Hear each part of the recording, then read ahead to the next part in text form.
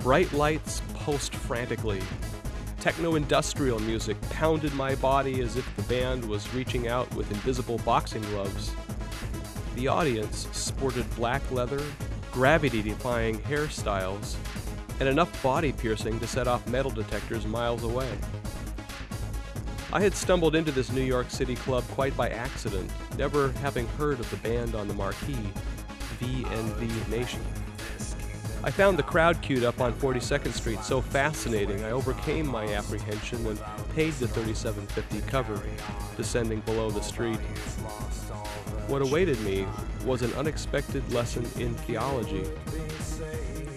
Song after song, the swaying audience chanted virtually every word, but I could only make out occasional lines. What came through surprised me. I expected to hear calls for aggression and hatred based on people's appearance. Never want to meet any in a dark alley. Instead, I found mourning and lament over dashed hopes. Our domain, this kingdom come, now godless lands whose ways are lost. Without the strength to carry on, all values lost, all virtue none. I heard confusion and confession. I will not deny that nothing can defend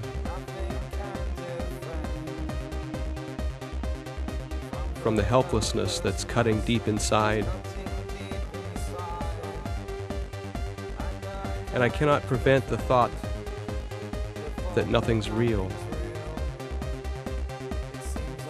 Seems I've waited years for this day to end. And they asked tormenting questions. So why do I love when I still feel pain? When does it end? When is my work done?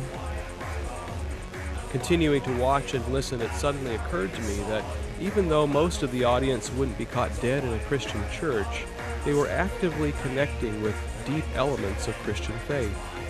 They were relating with, articulating, even embodying the shadow side of the cross. That no man's land between death and resurrection most Christians scurry past on their way to Easter. I wished the crowd could experience the triumphal side of the cross, but I also wished churches would more willingly embrace wisdom gleaned from its tragic side. Remembering September 11th this weekend, it seems especially appropriate. I have a fantasy that you will one day know my church as the Church of the Misfits. Misfits because we're totally unconcerned with external appearances and focused instead on finding Jesus wherever he may be found, including a VNV Nation concert in New York City.